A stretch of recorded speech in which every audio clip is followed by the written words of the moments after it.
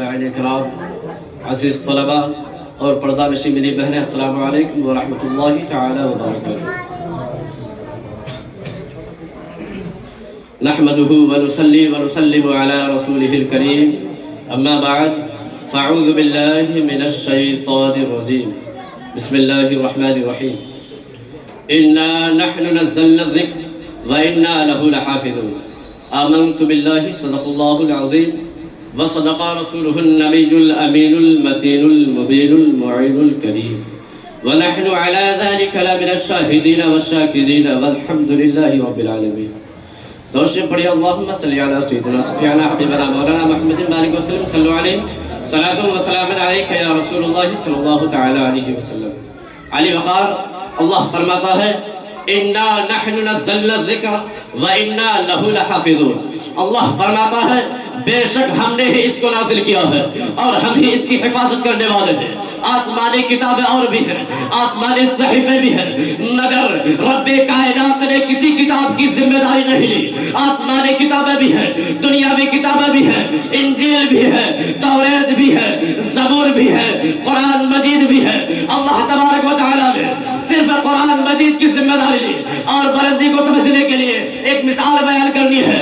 اگر ہم ساری کتابوں کو سمندر کے اندر ڈال دیں، توریت کو سمندر کے اندر ڈال دیں، انجیل کو سمندر کے اندر ڈال دیں، زبور کو سمندر کے اندر ڈال دیں، رمائن سلر کو سمندر کے اندر ڈال دیا جائے، رام چرتبار کو سمندر کے اندر ڈال دیا جائے، قرآن کریم و فرقان حمید کو سمندر کے اندر ڈال دیں، پھر اس کے بعد ساری کتابوں کے نام لے کر پکارا جائے، اے انجیل تو آجا، اے زبور تو آجا، اے توریت تو آجا، اے رمائن سلر تو آجا، اے رام چرتبار تو آجا، لائق صد احترام سامعین، مگر ساری کی ساری کتابیں خاموش پڑی ہوگی۔ جب قرآن شریف کو پکارا جائے گا اے قرآن تو آجا، تو اس ہندوستان کی سرزمین پر ہزاروں حفاظ کرام سینہ ٹھوک کر کھڑے ہو جائیں گے اور کہیں گے جب تک مسلمان زندہ ہے، مسلمان کے سینے میں اسلام اور قرآن زندہ ہے۔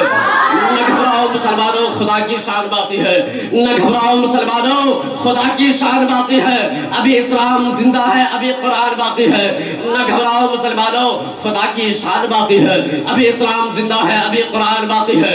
اور یہ کافر کیا سمجھتے ہیں جو اپنے دل میں ہنستے ہیں، اور یہ کافر کیا سمجھتے ہیں جو اپنے دل میں ہنستے ہیں، ابھی تو کربلا کا آخری میدان باقی ہے، ابھی تو کربلا کا آخری میدان باقی ہے۔ علی وقار ہمارے پیغمبر جناب محمد رسول اللہ صلی اللہ علیہ وسلم سارے نبیوں میں لاجواب، میرے نبی پر نازل ہونے والی کتاب قرآن مجید ساری کتابوں میں لاجواب، میرے نبی کی امت ساری امتوں میں لاجواب، میرے نبی کی گفتار لاجواب، میرے نبی کی رفتار لاجواب۔ حضرات گرامی آؤ قرآن کی بلندی کو دیکھو، اگر یہ قرآن جزدان پہ لے بیٹھ کر رحل میں سجائے تو 30 پارے ہیں، مگر دیکھنا اس بارے میں ہے کہ جو آمنہ کی گود میں آنچلے رحمت اوڑھ لے وہ آمنہ کا ماہ پارا ہے۔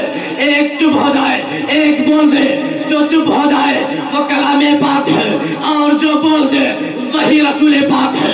ہم سمجھ گئے قرآن تیرے دو چہرے ہیں، قرآن تیرے دو چہرے ہیں، ایک تو تلاوت کے لیے اور ایک زیارت کے لیے۔ جس کی تلاوت کی جائے اسے کلام اللہ کہتے ہیں، اور جس کا جلوہ دیکھا جائے اسی کو جناب محمد رسول اللہ کہتے ہیں۔ میرے رب نے قرآن کی ایسی حفاظت کی، ایسی حفاظت کی، اگر جس نے قرآن کی تحفظ کے لیے اپنی جان لٹا دی تو میرے رب نے اس کی حفاظت فرمائی۔ آئیے ایسا ہی ایک واقعہ آپ کے روبرو کر دوں۔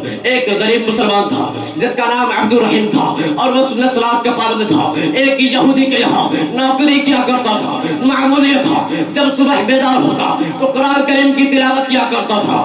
یہودی نے ایک دن دیکھا، 2 دن دیکھا تو 4 مہینے دیکھا، اس سے رہا نہ گیا۔ وہ کہنے لگا اور مسلمان رہتا میرے یہاں، کھاتا میرے یہاں، پیتا میرے یہاں، اور کلمہ اپنے نبی کا پڑھتا ہے، کتاب اپنے نبی کا پڑھتا ہے۔ اگر تجھے میرے یہاں رہنا ہے تو کتاب میرے نبی کا پڑھے گا، کلمہ میرے نبی کا پڑھے گا۔ مسلمان کہتا ہے ہرگز نہیں، میرے نبی تیرے نبی سے افضل ہے۔ میرے نبی کا لایا ہوا قرآن تیرے نبی کی کتاب سے افضل ہے. یہودی کہتا ہے ایسے افضلیت کا پتہ نہیں چلے گا, چل تو اپنی کتاب آگ میں ڈال, میں بھی اپنی کتاب آگ میں ڈالتا ہوں. مسلمان کہتا ہے ٹھیک ہے. اب یہودی نے دن مقرر کر دیا. یہودی کہتا ہے اگر جس کی کتاب جل جائے وہ کمتر ہے, اور اگر جس کی کتاب بچ جائے وہ زیادہ افضل ہے. مسلمان کہتا ہے ٹھیک ہے. اب مسلمان بیچارہ غریب انسان تھا, نوکری کیا کرتا تھا. اب مسلمان کے پاس کوئی کیمیکل نہیں تھا, کوئی دوائیاں نہیں تھی کہ وہ قرآن کریم میں لگا دیتا. مگر ادھر یہودی امیر شخص تھا, مالدار شخص تھا, اس نے اپنی کتاب میں طرح طرح کی کیمیکل لگائے, طرح طرح کی دوائیاں لگائی. حضرات اعلان کر دیا گیا کہ فلاں دن مسلمان یہودی میں مقابلہ ہے. مسلمان کی کتاب اور یہودی کی کتاب میں مقابلہ ہے. اگر جس کی کتاب جل جائے وہ دعوے میں جھوٹا ہے, اور اگر جس کی کتاب بچ جائے وہ دعوے میں سچا ہے. مگر وہ مسلمان ادھر قرآن کی تلاوت کرتا, دعائیں مانگتا, اے میرے مولا کہ مسلمان یہودی کا مقابلہ نہیں بلکہ ایک دشمن اسلام اور مسلمان کا مقابلہ ہے.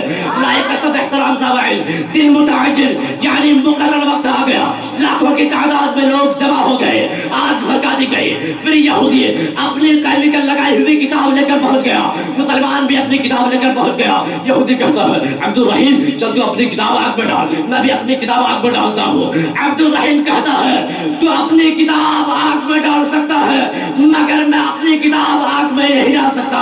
تو یہودی کہتا ہے کیوں؟ تو مسلمان جواب دیتا ہے آگ میں ڈالنا بے ادبی ہے, چل تو اپنی کتاب لے کر آگ میں کود جا, میں بھی اپنی کتاب لے کر آگ میں کودتا ہوں. اگر جو دعوے میں جھوٹا ہوگا وہ جل کر راکھ ہو جائے گا, اور جو دعوے میں سچا ہوگا وہ بچ جائے گا. یہودی پریشان ہو گیا, اس نے اپنی کتاب میں طرح طرح کی کیمیکل لگائے تھے, طرح طرح کی دوائیاں لگائی تھی, مگر اپنے میں کچھ نہیں لگایا تھا. یہودی پریشان ہو کر ادھر ادھر کی باتیں کرنے لگا. مگر وہ عاشق رسول, وہ سچا قرآن کا شہنائی, اس نے دیکھا کہ یہاں لاکھوں کی تعداد میں لوگ جمع ہے. اگر میں آگ میں کود گیا تو لاکھوں کی تعداد میں لوگ کلمہ پڑھ کر مسلمان ہو جائیں گے. تو وہ رسول کا دیوانہ قرآن کریم کو ہاتھ میں لے کر چھلانگ لگا دیتا ہے, یعنی کود جاتا ہے. لوگ سمجھ رہے تھے کہ چل کر راکھ ہو جائے گا, مگر جب دیکھا گیا تو قرآن کی تلاوت کر رہا تھا, پڑھ رہا تھا اِنَّا نَحْنُ نَزَّلْنَا الذِّكْرَ وَإِنَّا لَهُ لَحَافِظُونَ. سارے کے سارے لوگ اسی وقت عبد الرحیم کے ہاتھ پر کلمہ پڑھ کر مسلمان ہو گئے. یہ ہے قرآن کی عظمت, یہ ہے قرآن کی عطا.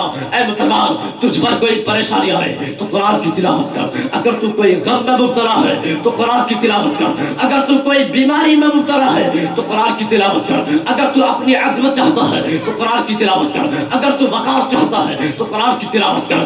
اگر عرش کے ٹغروں کو سمجھنا چاہتا ہے تو قرآن کی تلاوت کر. اسلام کے مقدس شہزادوں اور شہزادیوں, یہ قرآن ہماری یہاں بھی رہنمائی فرماتا ہے اور آخرت میں بھی کام آئے گا. یہی قرآن بشکل انسان اللہ کی بارگاہ میں حاضر ہوگا. اللہ تعالیٰ اس قرآن کو جنت میں جانے کا حکم دے گا, مگر یہ قرآن جنت میں داخل نہیں ہوگا. پوچھا جائے گا اے قرآن جنت میں داخل کیوں نہیں ہوتا؟ تو قرآن عرض کہے گا اے میرے مولا, میں تیرا مقدس کلام ہوں, میں تیرا مقدس قرآن ہوں. تیرے بندوں نے مجھے پڑھا ہے, میں ان سب کو لے کر جاؤں گا جو مجھے چومتے تھے, جو میری تلاوت کیا کرتے تھے, جو مجھے سینے میں لگایا کرتے تھے. تو اللہ تعالیٰ فرمائے گا اے میرے مقدس کلام, جا تجھے اجازت ہے. جو تجھے چومتے تھے, جو تیری تلاوت کیا کرتے تھے, جو تیری تلاوت کیا کرتے تھے, جا ان سب کو لے کر جنت میں داخل ہو جا. تو قرآن اپنے چاہنے والوں کو, اپنے ماننے والوں کو, اپنے چومنے والوں کو لے کر جنت میں داخل ہوگا. جنت کے دروازے کھٹکھٹائیں گے, اندر سے آواز آئے گی کون؟ تو قرآن فرمائے گا انا القرآن و معی الپاری, میں قرآن ہوں اور میرے ساتھ میرے پاری ہے. پھر قرآن اپنے پاریوں کو لے کر جنت میں داخل ہوگا. یہ دروازے انہی کے لیے کھولے جائیں گے, اسلام کے مقدس شہزادوں. تو پتہ چلا, معلوم ہوا کہ یہ قرآن ہماری یہاں بھی رہنمائی فرماتا ہے, اور کل بروز قرآن, کل بروز قیامت یہی قرآن ہم سب کو جنت دلائے گا. تو ہم سب کو چاہیے کہ ہم خود بھی پڑھیں اور اپنے اولادوں کو بھی پڑھیں. پیارے حبیب صلی اللہ علیہ وسلم ارشاد فرماتے ہیں خیرکم من تعلم القرآن وعلمہ, تم میں سب سے بہتر وہ ہے جس نے قرآن سیکھا اور دوسروں کو سکھایا. اللہ کی بارگاہ میں دعا ہے کہ ہم سب کو قرآن سیکھ لے اور قرآن سکھا دے اور اس پر عمل کرنے کی توفیق عطا فرمائے. وما علینا الا البلاغ. السلام علیکم ورحمۃ اللہ تعالی.